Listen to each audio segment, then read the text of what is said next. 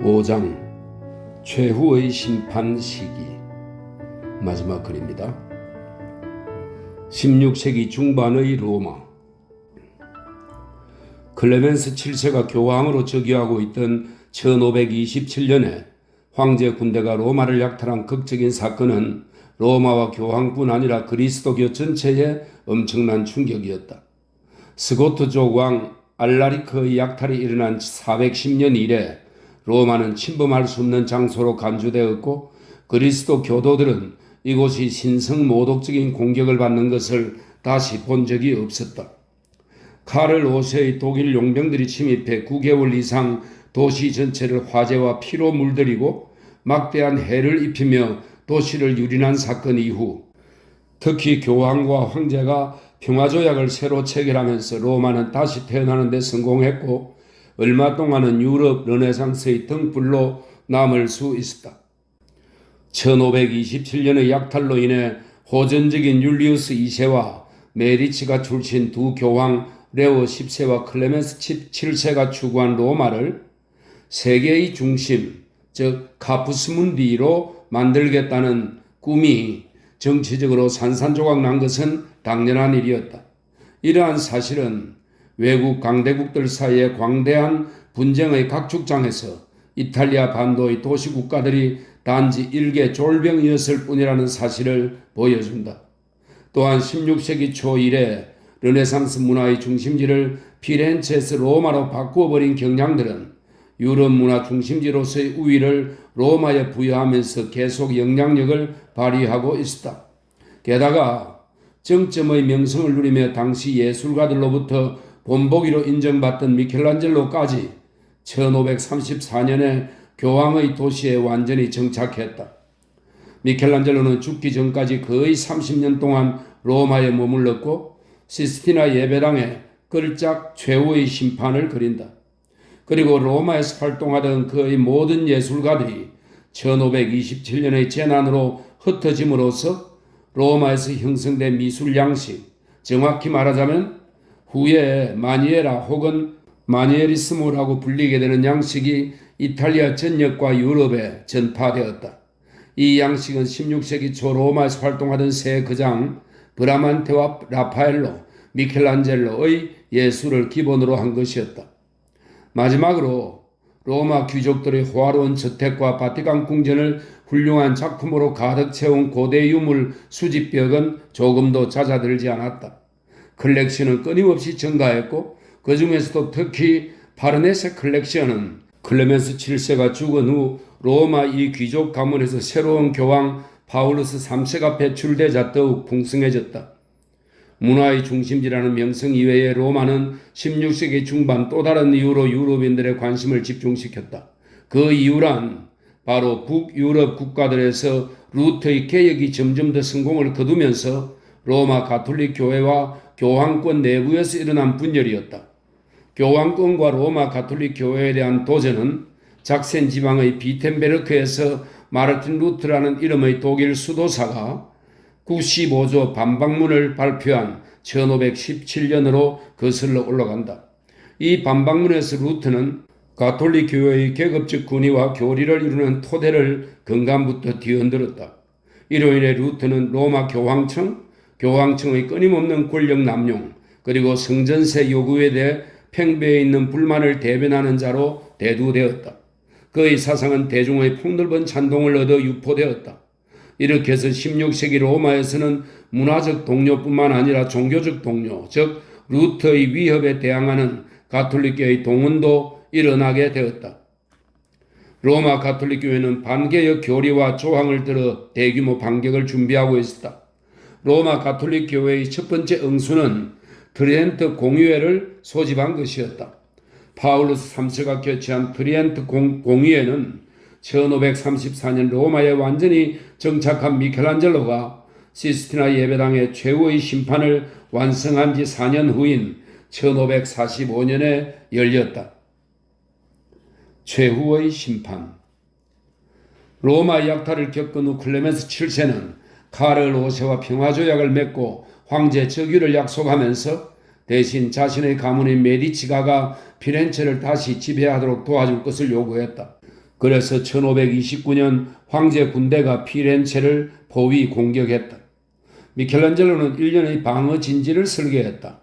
1530년 진이 빠진 피렌체가 결국 항복하고 메디치가가 되돌아왔을 때 얼마 전의 불충한 행위에도 불구하고 미켈란젤로는 용서를 받았고 메디치가의 무덤 작업을 다시 시작했다. 그렇지만 알렉산드로 대 메디치 공작의 독재적인 통치 혹은 아버지의 죽음 때문에 미켈란젤로는 1534년에 로마로 떠나 죽을 때까지 30년간 그곳에 머물면서 결국 피렌체로 돌아오지 않았다. 알렉산드로 파르네세 추기경이 클레멘스 7세의 뒤를 이어 교황 파울루스 3세가 되었다. 세련된 교양인이자 예술품 수집가였던 그는 나중에 파르네세라는 이름이 함께 붙게 되는 헤라클레스와 황소를 포함해 막대한 양의 고대 작품을 수집했다. 파울루스 3세는 클레멘스 7세의 계획을 실현할 것을, 즉 천장 프레스코로 시작된 시스티나 예배당 장식을 계속할 것을 미켈란젤로에게 주문했다.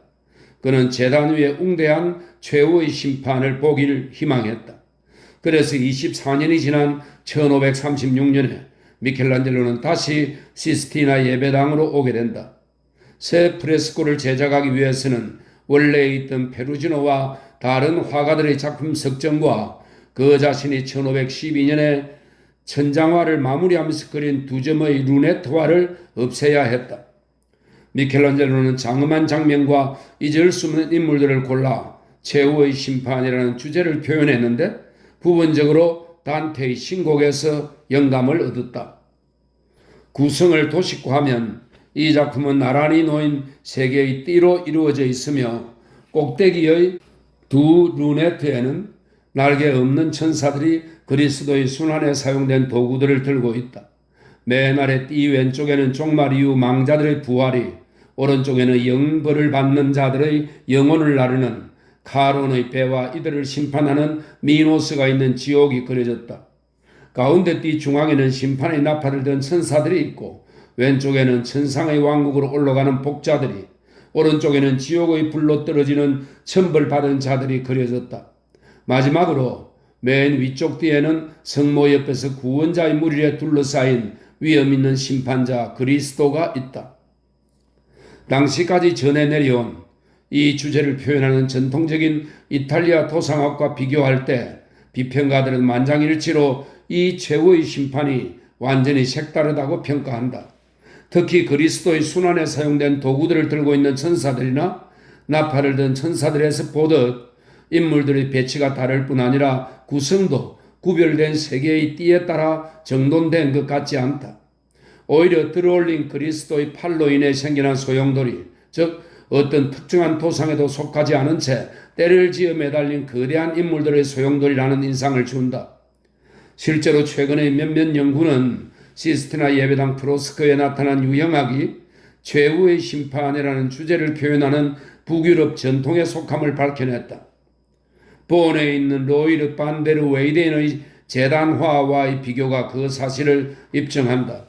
이 제단화는 부팔마코가 피사의 camposanto에 그린 14세기 프레스코를 통해 미켈란젤로가 아마도 알고 있었을 도상학적 모델이다. 최후의 심판은 1541년 완성된다. 미켈란젤로는 위 왼쪽 루네트를 그리고 이어 순수에 따라 밑으로 내려가면서 프레스코를 그렸다. 프레스코에 들어갈 모든 주요 인물의 예비 밑그림이 제작되었다. 위쪽의 밑그림들은 젖은 상태의 작업을 더욱 완벽하게 해주는 스폴베리 기법으로 벽에 옮겨졌다. 그러나 불분명한 표현으로 흙탕물이 튄 듯한 효과를 내매도 불구하고 아래쪽에는 홈을 새기는 방식이 사용되었다. 1990년에서 1994년의 복원 작업이 시작되기 전에 이 프레스코의 표면은 매우 지저분해 보였다. 따라서 복원 작업을 통해 원래의 색으로 짐작되는 밝고 빛나는 색채가 되살아나자 최후의 심판을 어두운 색채의 걸작으로 평가하던 관례를 문제 삼게 되었다. 이 작품에서 주제의 끔찍한 양상은 세월이 지나면서 불투명하고 희미해져 버린 어두운 색채를 통해 표현된 것으로 간주되어 왔었다. 그리고 그런 색조는 블레이크와 르라크루와 같은 19세기 낭만주의 화가들에게 영감을 주었다. 1822년에 들라크루아는 당시 모습 그대로의 최후의 심판을 따라 어두운 색채로 단테의 배를 그렸다. 복원 작업 때 재발견된 강렬한 색조에 대해 수세기 동안 알려진 대로 이 작품이 우중충하다는 생각에 동조하는 비평가들은 때로 격렬한 항의와 비난을 퍼부었다. 최후의 심판에 사용한 물감 중 푸른색을 내기 위해 사용한 매우 비싼 청금석은 대단히 중요하다. 군청색을 말합니다. 이 물감 덕에 작품 전체 인상에 결정적 역할을 하는 하늘의 강렬하고 푸른 색조가 가능했기 때문이다. 마른 상태의 마무리와 첨가 등 수정 작업도 상당히 많았는데 이러한 수정 작업은 여러 날이 지난 후에 행해졌고 간혹 대규모로 이루어지기도 했다. 보통 그는 모든 도움을 거절했지만 이 거대한 작품을 완성하기 위해 특히 밑그림 단계에서 제자 우르비노에게 다소간 도움을 청했다. 우르비노는 아마 미켈란젤로가 비계에서 떨어져 다리를 다쳤을 때 부활에 비상하는 몇몇 사람을 그렸을 것이다. 우르비노가 그린 부분은 확실히 수준이 떨어진다. 작품의 다른 인물들에 대해 말하자면 미켈란젤로는 전통에 따라 실존 인물들을 그려 넣었다. 성 베드로는 파울로스 3세를 닮았고 미노스는 비아조 다 체세나의 모습이다. 이렇게 함으로써 의정관 체세나가 최후의 심판에 관한 비판에 대해 복수할 수 있었을지도 모른다. 또한 성 바르톨로메오는 피에트로 아레티노를 연상시키고 이 성인이 손에 들고 있는 순교의 살갗에는 미켈란젤로의 자화상이 그려져 있다. 최후의 심판의 모습을 보인 지 1년 후인 1545년에 파울루스 3세는 트리엔트 공회를 소집했다. 로마 가톨릭 교회는 이 종교회의를 통해 1517년 발표된 루트의 반박문에서 시작되어 과거 가톨릭 교도였던 북유럽 국민들의 폭넓은 지지를 받고 있는 신교 개혁에 대항하려 했다. 공의회의 결정사항에 따라 여전히 가톨릭 교회를 따르고 있던 국가들을 엄중함의 물결이 휩쓸었고 이 국가들에는 가장 엄격한 교리 준수에 기초한 일련의 조치가 적용되었다. 1563년에 끝난 이 공의회에서 결정된 조치에는 외설적이라고 평가된 최후의 심판의 나신에 대한 검열도 포함되었다. 1564년 1월에 대책이 결정되었고 미켈란젤로는 1개월 후인 2월 18일에 사망한다. 그래서 인물들의 수치스러운 나체를 베일로 씌우는 의무는 그의 친구이자 제자인 다니엘라 다 볼테라에게 돌아갔다. 그는 벌거벗은 몸들을 가리기 위해 천을 그려놓은 이후 바지 제단사라는 뜻의 이탈리아어 브라게토네라는 별명을 얻었다. 그는 1565년 몇몇 인물을 프레스코 기법으로 수정했는데 수상하다는 평가를 받은 자세로 벌거벗은 제 몸을 바싹 붙이고 있던 성 블라이우스와 성 카타리나를 예로 들 수 있다.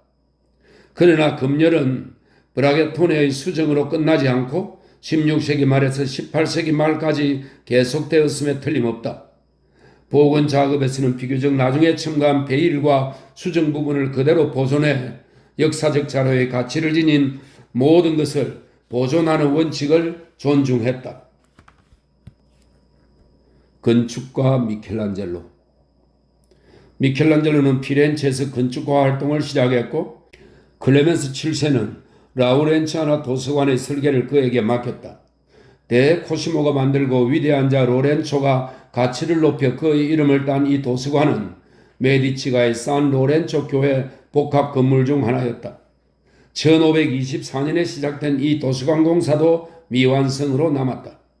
창문과 기둥 같은 외부 건축 요소를 내부에 사용한 덕분에 라우렌치아나 도서관 입구는 4개의 궁전 파사드에 둘러싸인 안뜰 같은 느낌을 준다. 대형 계단은 미켈란젤로의 드로잉을 토대로 후에 바르톨로메오 암만나티가 만든 것이다. 1534년에 로마에 완전히 정착한 미켈란젤로는 건축에 전념한다. 그는 파울루스 3세 파라네세 가족 궁전 개조 외에도 역시 교황의 주문으로 캄피돌리오 광장 정비를 맡았다. 이렇게 그는 진짜 도시계획에 착수한다. 로마에서는 처음으로 총괄적인 설계에 입각해 공공장소가 계획되었다.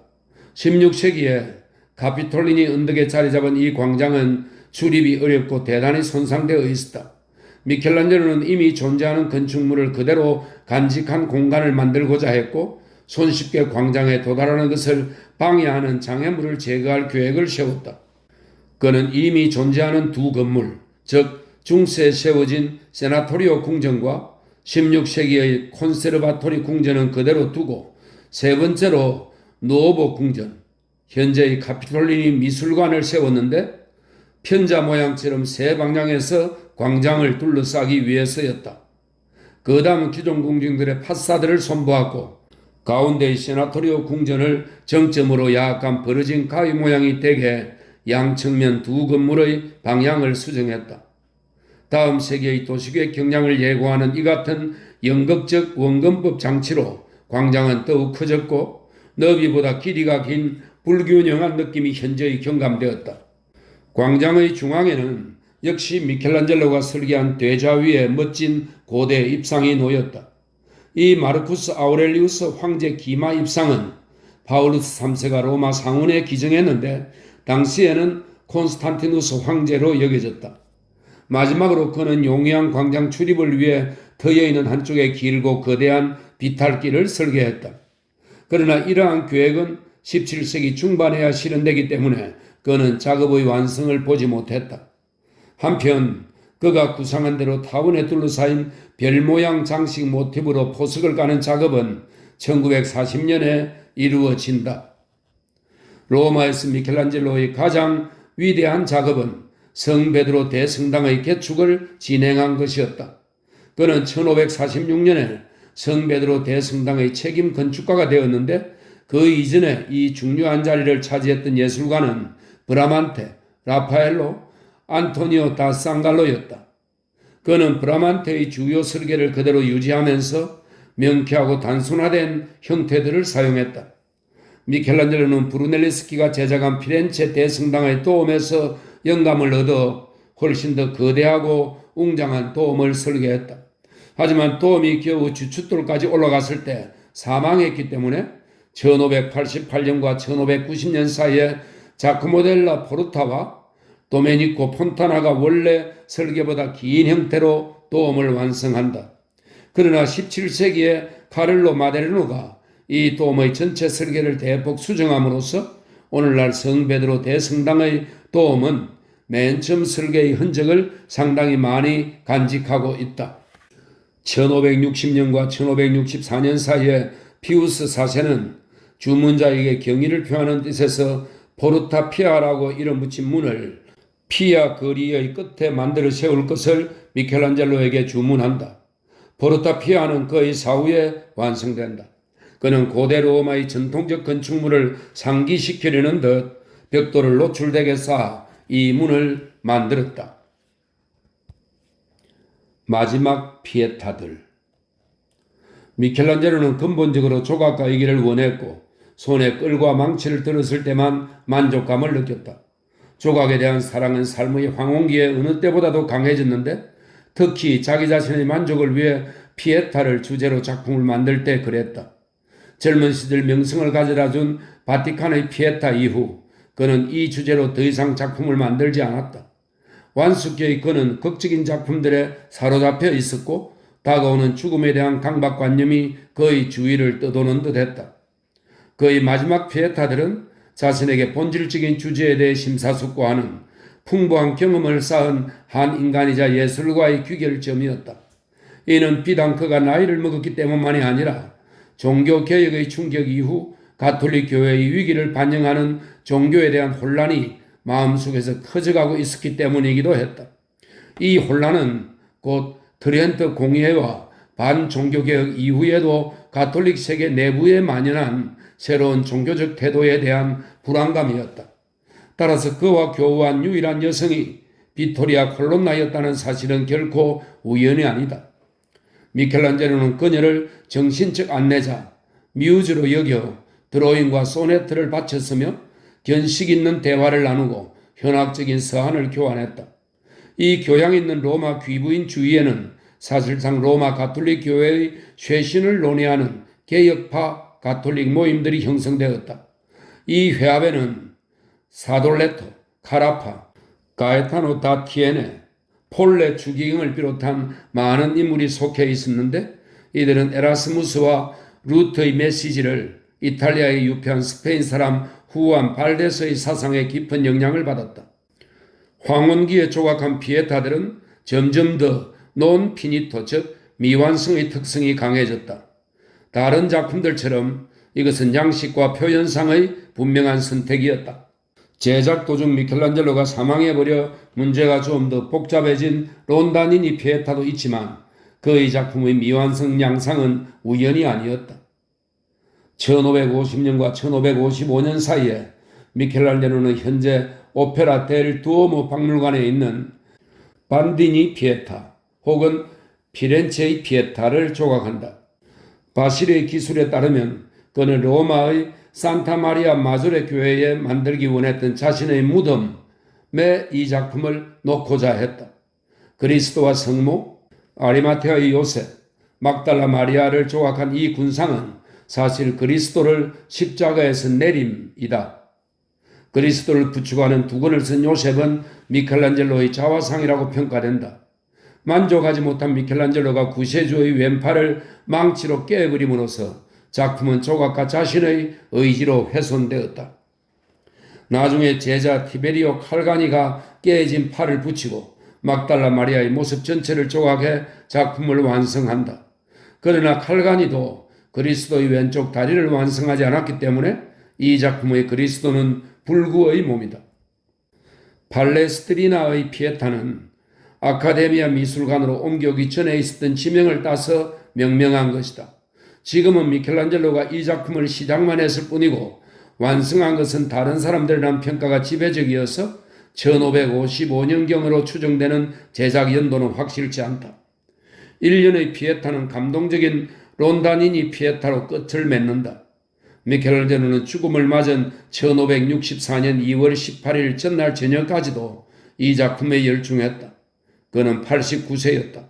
이 작품은 드리안 광장 근처의 마첼데 코르비 지역에 있던 그의 로마 저택의 재산 목록에 남아있다. 재산 목록에는 그리스도와 또 한 인물을 표현하려고 시작한 입상, 두 인물은 서로 붙어있고 촉을 손질을 했으며 미완성이다라고 묘사되어 있다. 놀랍도록 근대 취향에 가까운 이 작품은 현재 밀라노 스포르차 성에 있고 원래 노예였던 로마 궁전의 이름을 따 제목을 붙였다. 수없는 수정 흔적과 때로는 근본적으로 변형한 부분들에서 볼 수 있듯 여러 단계에 걸쳐 작업을 했고 가장 확연히 드러나는 수정은 그리스도의 오른팔이다. 형태와 규모로 볼 때 1552년에서 53년경의 최초 버전에서는 인물들의 몸이 이 정도로 여위지 않고 더욱 고전적인 비례였으리라 짐작된다. 1554년 시작한 두 번째 버전에서는 여윈 몸과 미완성 양상이 작품에 극적인 정신적 강렬함을 부여한다.